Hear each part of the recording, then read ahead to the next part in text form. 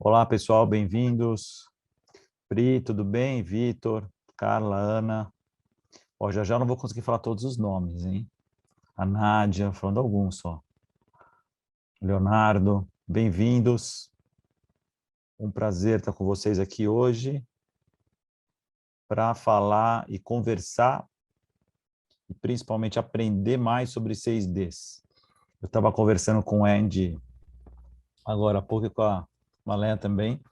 Um, Sempre no começo das certificações, né, eu comento quanto tempo a gente já atua, né, junto com 6Ds. Eu sempre falo que foi 2010, 2011, eu não lembro o ano direito, e hoje eu chequei com o Ed. Desde 2009, né, que nós estamos aí juntos, trabalhando com 6Ds, e é impressionante como cada vez, né, que a gente está numa certificação, e que o Andy também participa das certificações, em todo o último encontro ele sempre está com a gente, ou num webinar como esse, sempre, né, por mais que a gente pratique, fale, estude, sempre a gente aprende algo novo e diferente. Então, isso é muito gostoso. Eu brinco que o 6Ds é um mindset, né? Não é só uma metodologia, mais que uma metodologia, é um mindset. Então, sempre tem muita coisa para aprender, sempre vai além da metodologia em si. Então, hoje a ideia é que a gente aproveite bastante aqui a presença, né, do Andy, que já é um conhecido. O Andy daqui a pouco está falando português também. Até ele fala um pouquinho nas certificações, né? Mas, e também a gente vai ouvir a experiência da Malé aqui, já já eu apresento, e poder principalmente trocar também, não só ouvir, mas trocar, fazer perguntas e tudo. Para quem nunca participou, né, desse webinar no Zoom, vocês têm um Q&A, aqui onde vocês podem colocar perguntas, e tem o botão aí também da interpretação.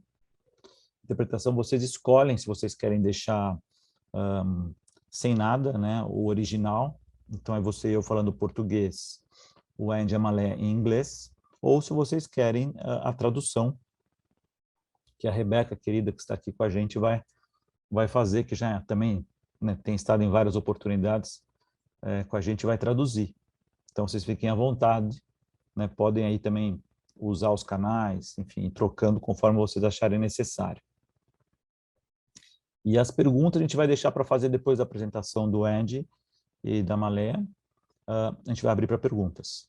Então, o que eu sempre digo, né, nas certificações de 6Ds, né, de que pensem em boas perguntas, né, boas perguntas para que a gente aprenda bastante aqui e ativem a curiosidade. Podem perguntar o que vocês quiserem, tá? Porque a gente, de novo, sempre aprende juntos.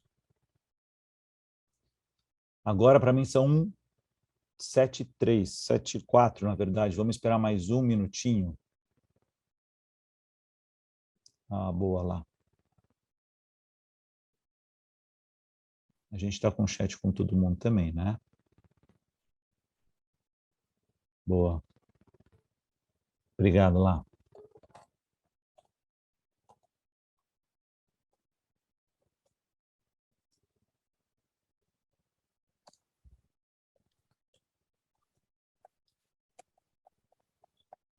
Boa. Mais um minutinho a gente começa, então. A gente tem algumas pessoas chegando ainda. Boa noite, Vitor, Carlos. Léo, boa noite. Mônica também. Oi, Rosana. Rosana, querida Rosana. Rosana é uma das precursoras, originais 6Ds, né, Rô? Muito bom estar com você aqui. Muito bom. I'm a huge Rosanna fan. A Rosana, certamente, Andy, você concorda comigo, faria um papel melhor do que o meu aqui. E a Samara também está aí, né, Samara? Eu já vi a Samara também. Boa, boa. A Rô tem vários fãs, né, Gustavo? Todo mundo adora a Rô. Bacana. Bom, pessoal, então vamos começar agora formalmente. Né? Muito bem-vindos. Obrigado por estarem aqui participando com a gente desse webinar. É um prazer estar mais uma vez falando sobre 6Ds, debatendo 6Ds. E dessa vez, além do Andy, né, o Andrew Jefferson, que carinhosamente a gente chama de Andy, que está sempre conosco nas certificações, super parceiro, companheiro nosso aqui de vários programas, nós trouxemos uma convidada, a Malea Selesky. Ela atua na Boehringer Ingelheim, né, que é um laboratório, a gente tem o Boehringer aqui no Brasil também, há mais de 15 anos, e tem atuado bastante com a metodologia 6Ds. E o objetivo aqui é a gente ouvir um pouquinho o Andy no início e depois a experiência que a Malea tem tido usando o 6Ds. Então a gente vai olhar tanto o Andy sempre traz, né, casos e exemplos bem práticos também, e a Malea vai trazer um pouco da vivência dela, né? Então como ela tem usado, o que está acontecendo, resultados que ela tem alcançado. E a chamada que a gente fez para esse webinar, né, foi assim: se você não sabe o seu destino, como é que você vai, né, conseguir planejar a sua viagem? E essa é uma metáfora muito interessante com 6Ds, né, que a gente se pergunta no D1. Então, por que a gente está fazendo isso? Então, essa é a ideia também da nossa discussão hoje. E eu acho que todos nós aí, ao longo desses tempos aí de, né, pandemia, etc. e tal, a gente tem sido cada vez mais questionado em relação ao resultado dos treinamentos, como é que a gente consegue dar mais consistência e ter o retorno. Então, acho que esse webinar, essa discussão vem bem a calhar aí com toda a nossa demanda. Então, Andy, a palavra está com você. Bem-vindo, muito obrigado. Thank you very much, Ale, and welcome everyone. We are delighted to be with you tonight talking about the 6Ds. And I am especially delighted to have with me Malea, who is the Associate Director for Marketplace and Account Management at Boehringer Ingelheim. But most of all, she is one of the best practitioners of the 6Ds that we have come across over the years. And so having her with us tonight to talk about her experience, both good and not good, is a real treat, and it's an honor for me. And so we are delighted to have the chance to work with you. So hopefully you know me, but if you don't, I am the founder and co-author of the 6Ds books and model, and of the 6Ds company. And that my goal tonight is to give you just a brief overview of the 6Ds, but then I'm going to turn it over to Malea, who will be the star of the show, to talk about the 6Ds in practice. I will periodically chime in if I think I have something intelligent to say. Otherwise, I'll just sit quietly and listen to Malea. And so what are the 6Ds? Well, I'm going to look at each of them in turn and give you a brief overview. But the 6Ds at their heart are really the application of process thinking to learning and development. Because remember, the goal of learning is never learning. The goal of learning is for us to achieve some sort of meaningful business impact within our organization. And so we take the 6Ds, we apply the 6Ds, and ultimately we do that with the goal of having something happen in the business that will in fact drive our competitiveness as a business. And so let's look at them all briefly in turn.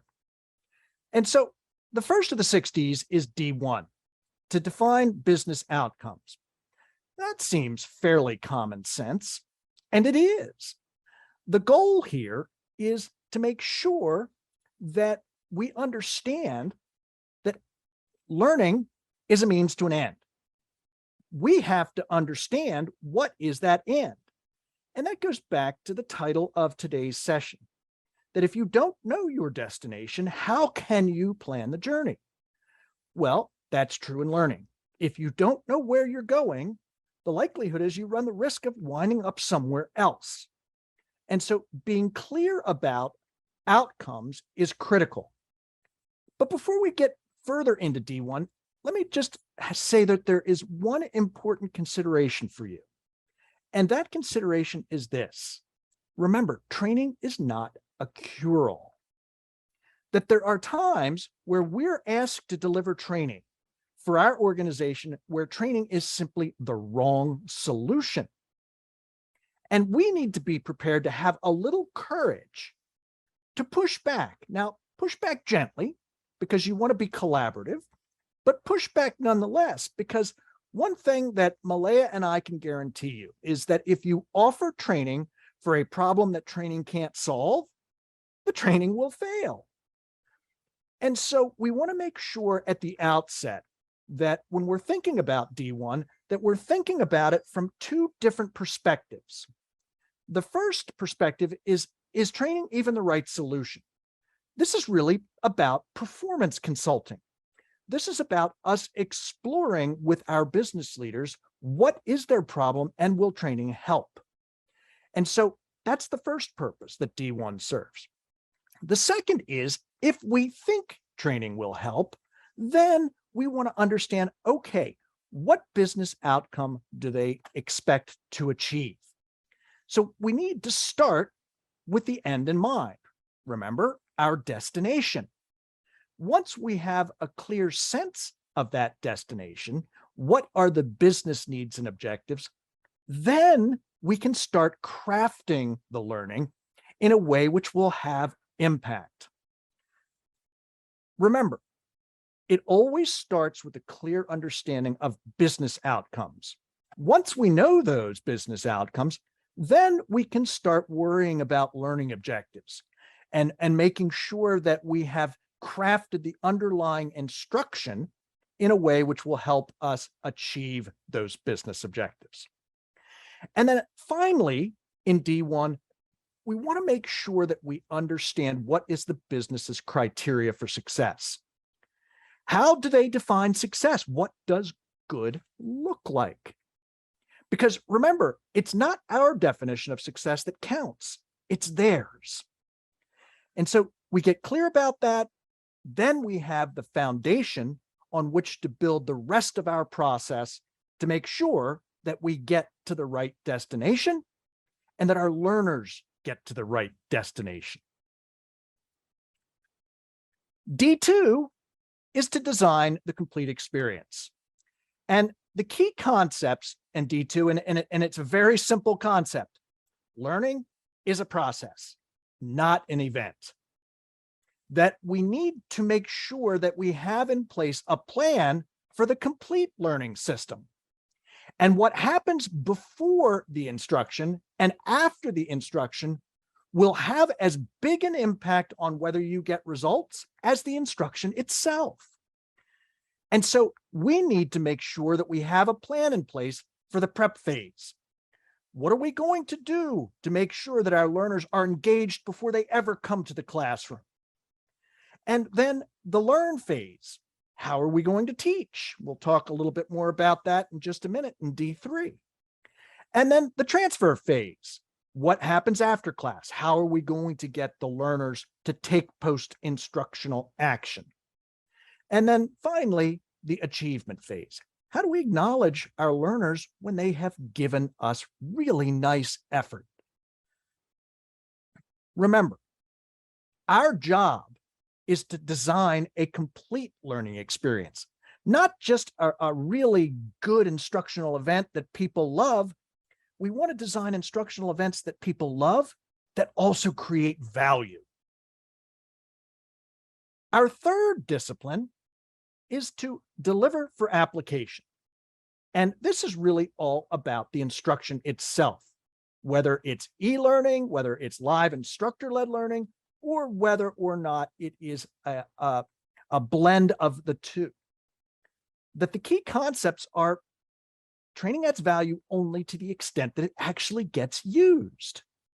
If people come to a training class and they don't use what we taught, no value gets created. The instructional method, in other words, how we teach, affects whether or not our transfer happens and we get impact. Instructional methods that are going to have the biggest impact are going to engage active learning. Active learning, where our learners are doing something rather than sitting passively listening to us while we push them through a PowerPoint slide. That nothing will diminish learning quicker than boring your learners with one PowerPoint slide after another. And then remember, to that idea, content covered is not content learned. That just because we covered something doesn't mean the learners actually learned something. If we have successfully delivered for application, then our fourth discipline is to drive learning transfer. And the key concepts, if transfer fails, then your training failed. Doesn't matter how good your instruction was. If there's no transfer, there's no result. And remember, hope is not a strategy. That it's certainly not a winning strategy. You must have transfer support be part of your plan if you want to get the best possible results. Managers will make or break the success of your transfer strategy and your program. That they are a critical success factor, which means we need to make sure that a learner's manager is engaged in the process from beginning to end. That they are coaches, they are mentors, they reinforce the importance of the learning and what was taught. That's how we get the best possible impact. But we also need to provide the learner and the learner's manager with support. And that's D5, deploy performance support. And the key concepts, D5, are I need the learner to go back into the workplace and say, yes, I can do this. I can do what you taught. For me to make sure that happens, I need to have support as an integral part of the underlying design. And there's lots of ways to do this. I can use regular job aids that we're all familiar with, paper-based job aids, their electronic equivalent. I can use apps, I can use algorithms, databases. There's lots of ways for us to go about this. And another key point is if you're going to give your learner a job aid, give it to them to use during class. If they use a job aid during instruction, they're very likely to go back and use it in the workplace. If the first time they see a job aid is after instruction, they're very likely to forget they even have it in the moment of need. And then finally, D6, document results. And the key idea here is that we need to make sure that we're documenting not just activity, because we tend to document activity more frequently than anything else in learning and development. No, D6 is about going the next step and documenting results to both prove that the training created value, but also to improve future programs, to engage in continuous improvement. For us to do this, our D6 should assess what we learned in D1. Measures should be relevant, they should be credible, and they should be compelling. Relevant to the program's purpose, believable to our stakeholders, and finally, they compel our leadership to want more of what we have to offer, but also compel us to engage in continuous improvement. Remember, all 6 Ds affect the outcome. That if I pull anyone out of my system, I can set my program up for failure and my learners up for failure. But if I plan for all 6, then I have a really strong likelihood of success. And now I'm going to turn it over to Malaya to talk about the application of the 6 Ds at Boehringer Ingelheim. Thanks, Andy. I appreciate your time tonight. I just want to talk to you about how the 6 Ds, I had this realization when I was able to attend a learning conference and met Andy and listened to his presentation. And one of the things that really struck me was, I was great at D2 and D3. our entire team, we were great at that. But what we were not great at was really aligning to the business objectives for what we were being asked to do. So I knew that I needed to make a change, and I was committing to that change, and talked to my leadership, got their support, and then we kicked it into action. So I had a really great opportunity to put the whole model into place with one of our cardiovascular sales teams, that they were moving into the account space for a selling opportunity there. So that realization helped us work through D1 all the way through D6. I'll also share with you, we had some failures along the way with some of our other customers, but first let's talk about the success. So D1, the defining piece.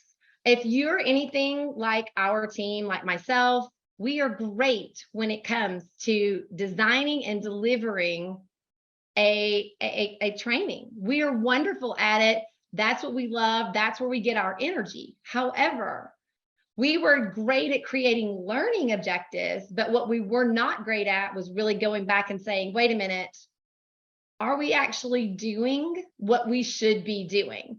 So we never actually asked that question. Is this truly a training need? We were so just focused on, we're kind of the yes people, right? And we were like, do you need training? Yes, we can do training for you. Not a problem. We're happy to help. How can we support you? Instead of stopping and then saying, okay, is this truly a training need? And if it is, great. Let's talk about what you are looking for at the end of the day. And so walking through those simple questions with our leadership was key. It was the key part of being able to make the 60s work and then create this training that continues to build on itself, and just continues to get better and better each time. So what we did was we stopped and we said, okay, we need your leadership.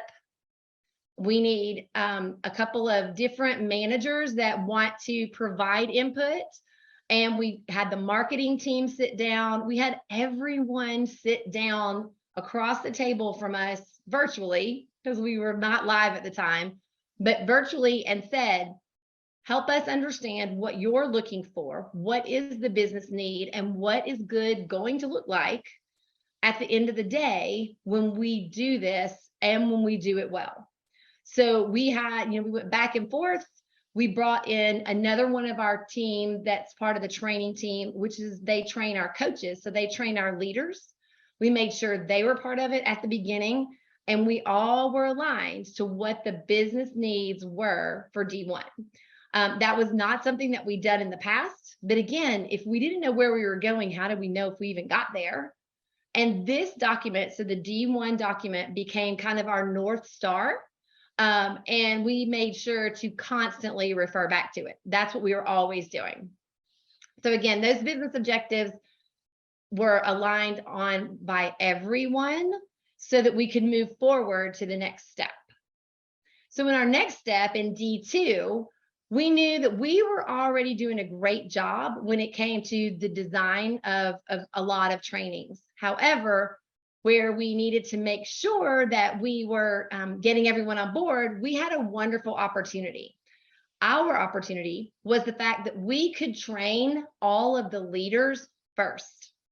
So we did it. Sometimes, how we end up doing a train the leader, or an opportunity to only kind of walk through what's going to happen for the team, instead of actually walking our leaders through it and letting them participate in the actual training itself. So we had the opportunity 2 months ahead of time. We trained all of the leaders in the exact same content that we would take their teams through. And then, of course, we took their feedback and improved before it even made it to our sales team. We were really good at doing like blended learning, asynchronous learning, and we take a lot of pride in bringing in our field teams, what we call our subject matter experts, as we're designing it, to find places to slot them in to have the conversations about how They are doing things well in the field, and they are modeling what good looks like. So we already were doing those types of things, but we knew that we needed to really take the opportunity to build some more learning job aids. And we needed some pieces that we were going to be able to help our leaders use later in D4 and D5.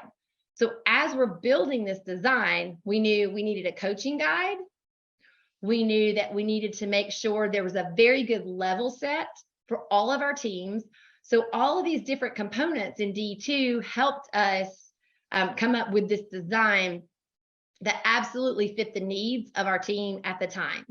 And then, as we've done this training more and more, of course, there are tweaks that we make.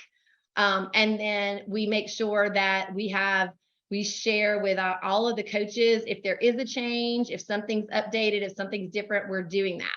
So when we were going through the design piece of it, we made sure that we were incorporating all of the job aids that needed to be done virtually, because remember, we were virtual. So we were sending out emails ahead of time.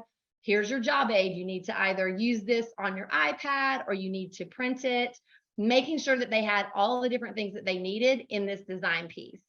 So again, we were fortunate in the fact that we were able to train their leaders first. If you can do that, that is key and it's gold, because they are helping build in a way and their feedback is being incorporated. So it really does help to get their buy-in as well. And it gets them excited about the training too.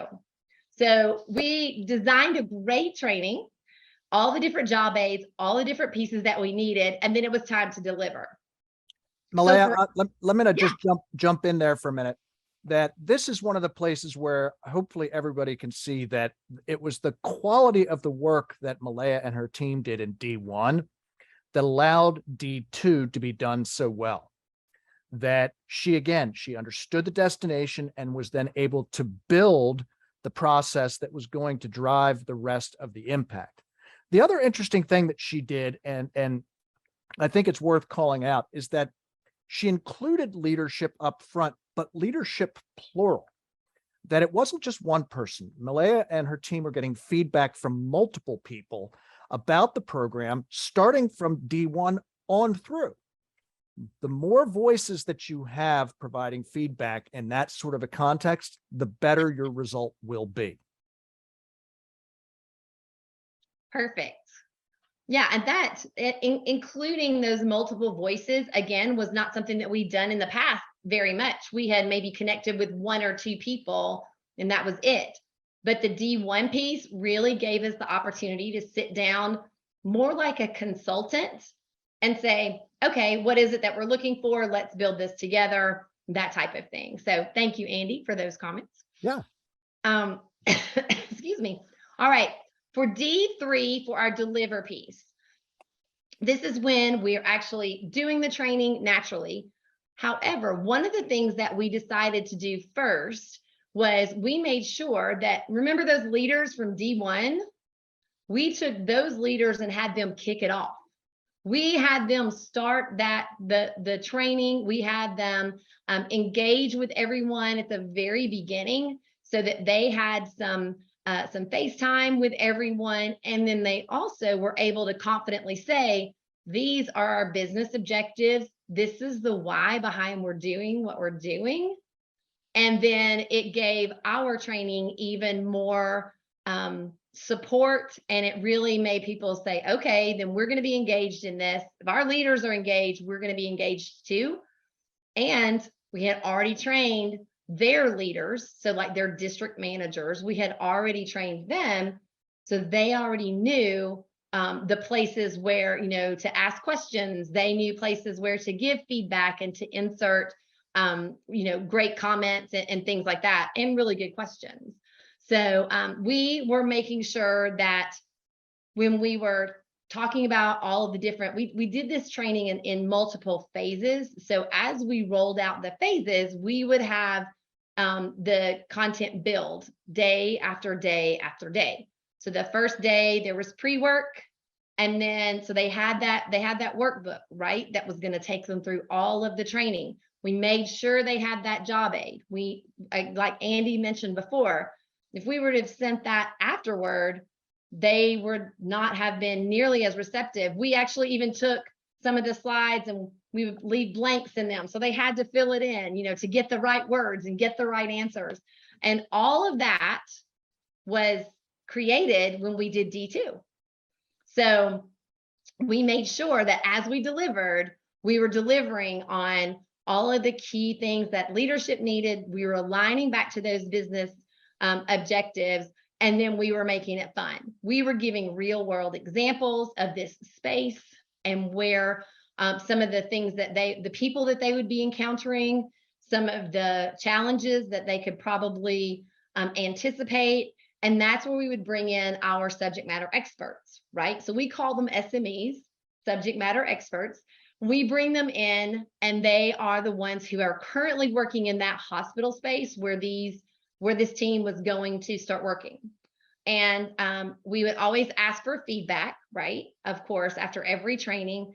And as we would ask for feedback about the third time that we did this training, they were like, yeah, we're getting really great information. However, we want to hear from our peers. So once they had some time in the hospital space, we were able to actually take their peers, so the people who were doing the exact same job they were doing, and bring them in as our subject matter experts instead of our health systems team, because they viewed the health systems team as different from what they did. So for us, taking that feedback, making sure as we're delivering that we are getting feedback from them, super, super important, because it helped us make our training even better. So we started the training with 4 core questions. Those questions were modeled around the customer and around what they were going to be learning. And we used our capability model that we have at Behringer, like developing, demonstrating, mastering, and leading. That was how they self-reported how they felt about these core 4 questions. And then we asked those questions before the training started, as soon as training ended, then 3 months out from the training, 6 months, and then 12 months. And we were able to see, based on how they self-reported, their confidence level and their growth in that new space that they were working in. We were able to actually show that they felt more confident after the trainings. They felt more confident as they had time in that space and as they continued to get more information. And we had more trainings that, of course, were all designed in D2 to supplement their training that they had. And last, of course, I have to reinforce the fact, because this training went so well, again, it was because we had so many people on board, because we did our due diligence with D1. Now, I will say that there have been times when we have not done our diligence with D1. I get to work with our cardiovascular, our health systems team, but I also have the opportunity to work with our oncology team. And I can tell you that we did this training trying to help them understand about strategic account management. And, we did this training, we trained them in like 5 different sessions and gave them all this information, and it didn't stick. And why didn't it stick? Because we did not start out with our North Star. We did not start out with D1 and really get the buy-in and understand what those business objectives were. So just to let you know, next month, we will be training them all again. However, we have started with D1, making sure that the leadership team has given us their feedback, given us their input. We have completed our D1 assessment with them. We're currently in the design piece of it, so that we can hopefully have a really great success story with that too. But there are times when if you're not asking the questions, again, you're not going to know where you're going to end up because you don't really have a path at all. It's kind of like you're just going through the forest. So just saying. All right, Andy, any comments around D3? I think that my biggest comment is to repeat something that you said the last time we were together, and that was that the emphasis in D3 was on the doing, not on the learning. And by focusing in on what do we need people to be able to do differently and better back in the workplace, that was naturally led into creating instruction that was focused in on doing rather than just, as I said earlier, passively learning. Perfect. Yeah. Okay. All right. Well, then let's chat a little bit about D4 and D5. This is where we had a huge opportunity. It was so big for us because we really needed to make sure that our leaders were taking the ownership of pulling this through and having this learning transfer happen. So we needed to have them help us drive the learning. And then we needed to make sure in that deployment, that D5, we needed to make sure that we were giving them the tools to help them do that and to do it well. So this is a place where we were actually giving even more empowerment to our leaders, because before, in all truthfulness, with a lot of the other trainings we had done, we were shortchanging them. We were not giving them what they needed to be able to execute and execute well. And we realized that after we had gone through the D6 with Andy, we realized where some of our opportunities were. And we absolutely made sure that we dug in and we made it happen. So you'll remember back when I was talking about D2, how we created a coach's guide. So that's one of the examples here on the screen is what our coach's guide was for our leaders. We also utilize a system called iCoach, where when our coaches are in the field with their teams, they are entering their information about how the day went and their comments into iCoach. We were able to even put the information for these the account selling, what the entire training was about.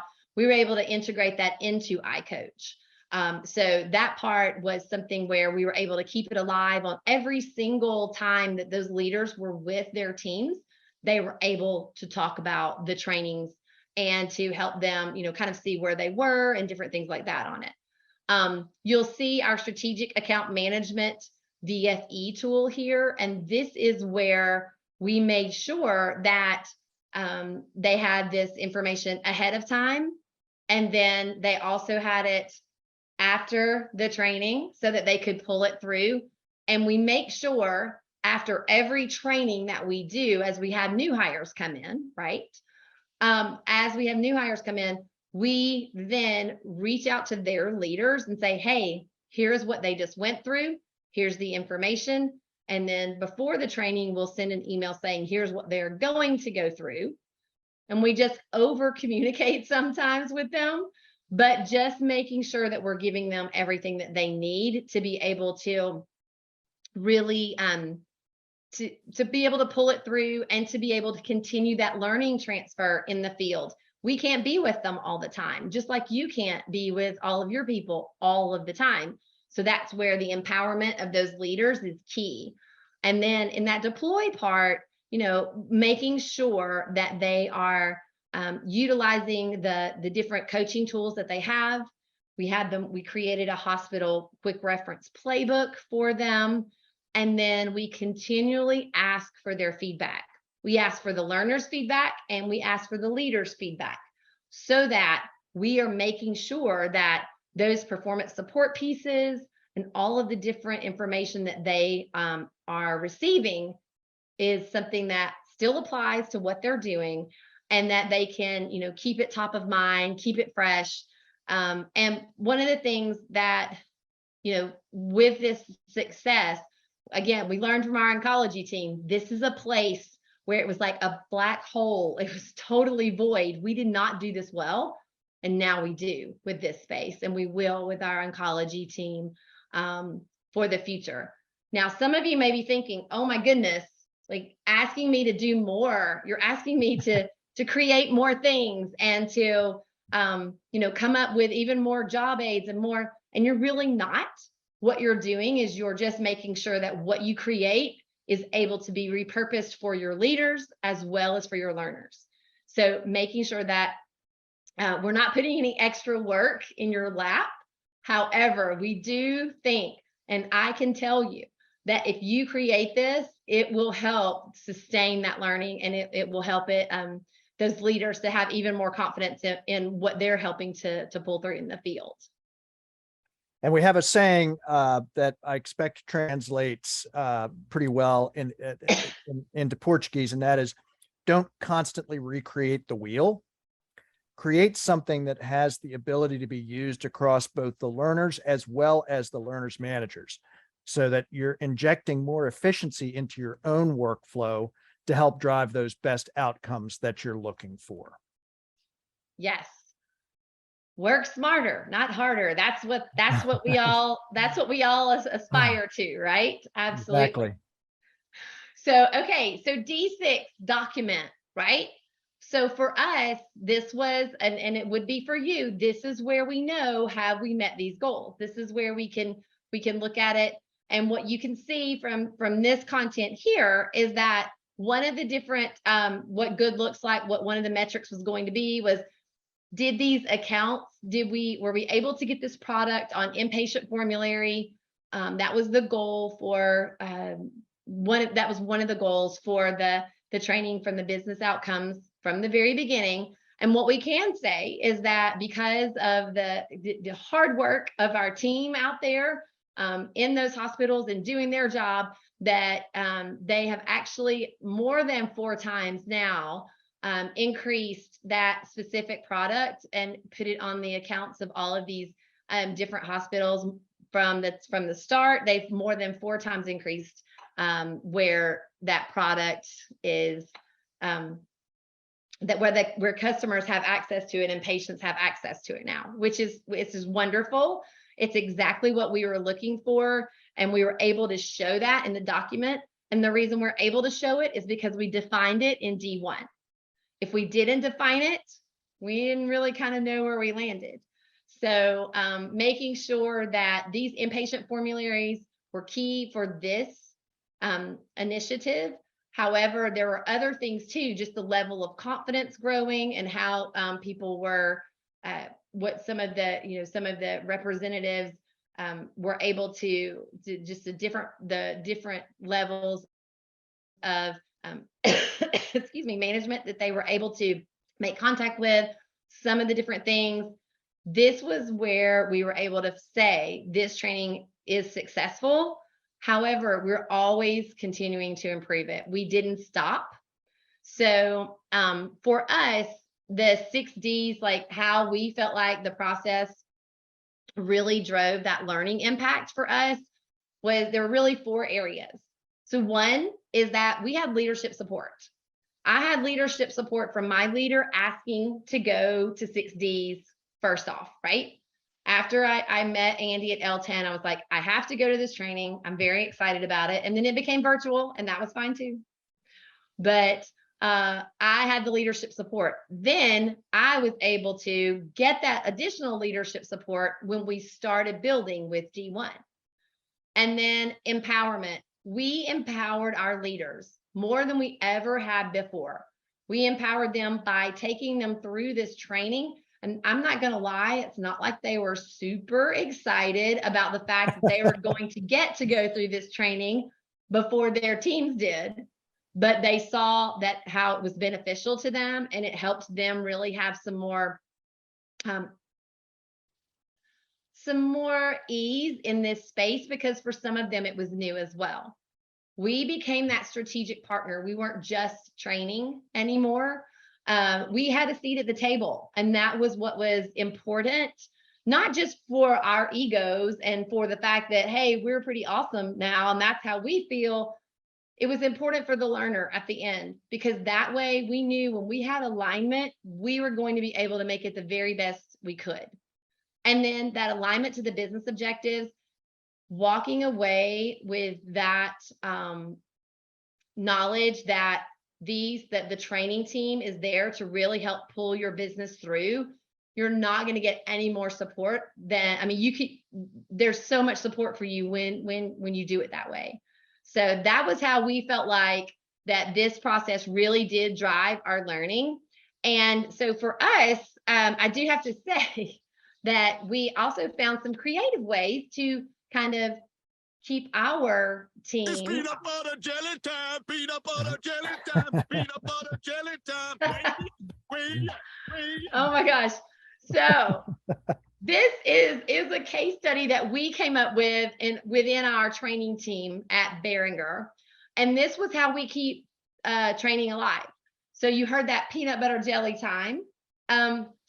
We made some different, we came up with, it's called Cafe Delight.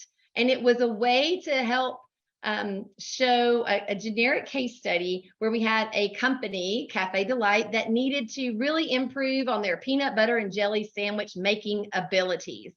That's where they were making money. That's where they were getting the biggest bang for their buck, and they really needed to learn a better way to do it. So we made this training, and we created like an annotated guide. We did a lot of different things, and we took this concept of 6Ds and made it very universal, because in our training department, we have people that train on product. We have people that train our leaders. We have people that train on technology and people that train on the healthcare marketplace. So we needed to make it something that everybody could understand. So that's what we did. And it was a lot of fun, and we keep it alive. We have a training coming up again in August where we're going to be live, and the peanut butter jelly is going to be integrated once again back into that training in a different way. We're now going to make it a competition. How do you make a really good job aid? So that's what we're going to be doing, and keeping it alive with our team, because it's one thing to listen to Andy, participate in the training, but putting it into practice is the key. That is the key that I learned. It's, the whole can I, will I? Can I do this? Will I do this? And the answer is truly yes. You have to commit to it, and you just integrate it into your common language. And for us, that's what we've done. We have some people who are still, of course, like, I'm still kind of feeling this out and getting used to it.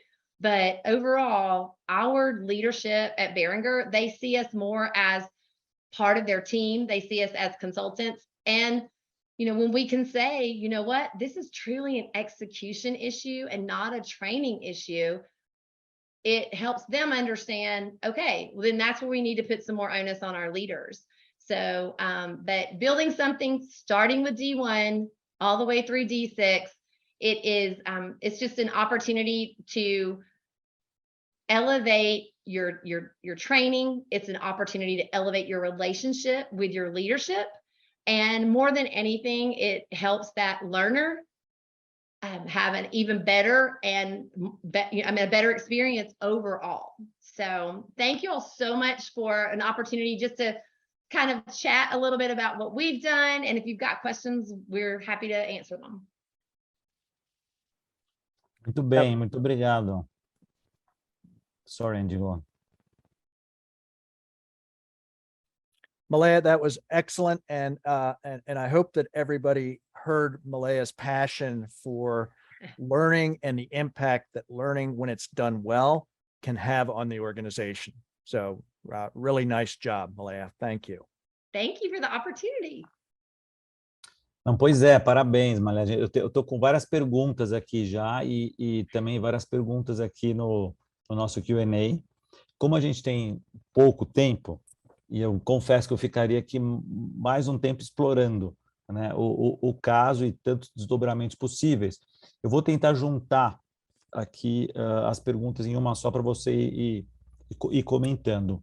Em primeiro lugar, qual que é o tamanho do seu time e como que esse time ele está dividido entre, né, quais os papéis deles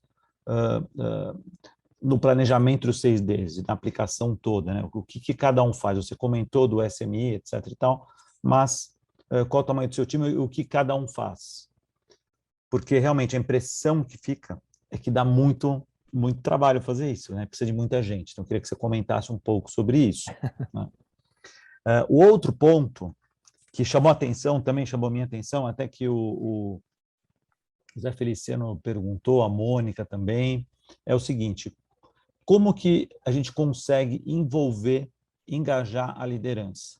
A gente sabe que para o 6D ter um sucesso, o engajamento da liderança, né, e não só daquele que está demandando, tem a demanda, é importante, mas também de todas as pessoas impactadas é fundamental. Como engajar essas pessoas para isso, e engajar não só no D1, né, mas também como o José Felício pergunta aqui, na execução do D4 e do D5. Enfim, tentei resumir aqui um pouco das perguntas que apareceram. Yeah, no worries. I think I have you. You tell me if I missed something here. So for our team there, we have 4 people on our team. For our overall, all of our team in training, we have trainers who train leaders, our marketplace, which that's my team. We have product area trainers, and then we have trainers who train on technology. So it's a very small group, but we focus and we bring in, probably the core team itself, there were 3 of us, and then my leader. So it is a small group and it is a lot of work. I'm not going to say, oh, it's so simple. It's a lot of work. However, I think with more practice, the more you do it, the more natural it becomes, and the more questions you think of, and things like that. So it is a lot to to start it out. However, the benefits absolutely outweigh any of the work that you have to do. But the way we were able to really engage our leaders is I started with my leader, excuse me, my director, and then my executive director. I made sure that they understood what my goal was. And this is what needed to happen was I needed to be able to sit down with these different leaders initially to get this feedback. And gratefully at Behringer, people are very open to sitting down with you. We simply put time on people's calendar, and 95% of the time that meeting happens. And we just had to say, okay, here's where we want to go. This is what we are thinking, because we want to make sure it's successful for you. We basically had one shot at getting it right. And we knew that. And we helped them understand that as well. And then the other piece of it was in D4 and D5, how do we continue to have that support? That's where our team that helps us train our leaders, we make sure we are on their monthly conference calls. We get 5 minutes, 5 whole minutes, but we continue to have those touch points with the leaders often. And then anytime we are at our corporate office, we make sure that we interact with these leaders. It doesn't have to be about 6 Ds, but we make sure we continue to build on those relationships when we're in person. Ótimo, ótimo. Eu entendi, Malé, e isso é fundamental. Construir esse relacionamento com a liderança é fundamental. Né? Então, a gente não pode imaginar que só porque é uma metodologia, você vai ter o retorno que as pessoas vão naturalmente engajar. Que construir o relacionamento para que isso aconteça é fundamental. Né? E tem um ditado que eu ouvi no contexto de treinamento, né, que se aplica bastante aqui ao nosso contexto. Se você entra no barbeiro e pergunta se você precisa cortar o cabelo, ele vai falar que sim. Né? Então, se a gente vem alguém na área de treinamento e pergunta, bom, quero fazer um treinamento, claro, a gente vai falar que sim. Então, Exactly.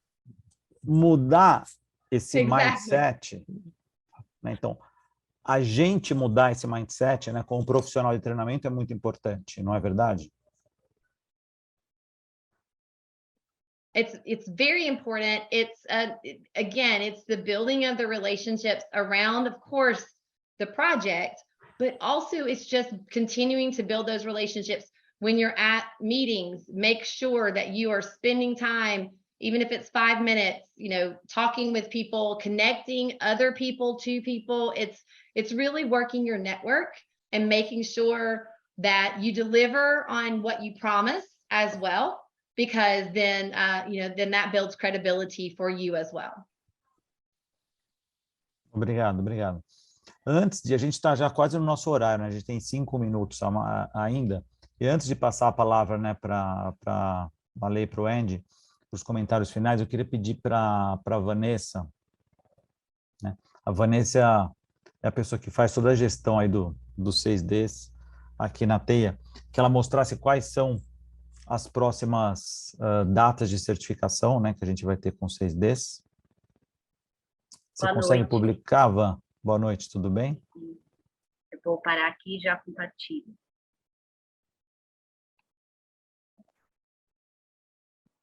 Boa.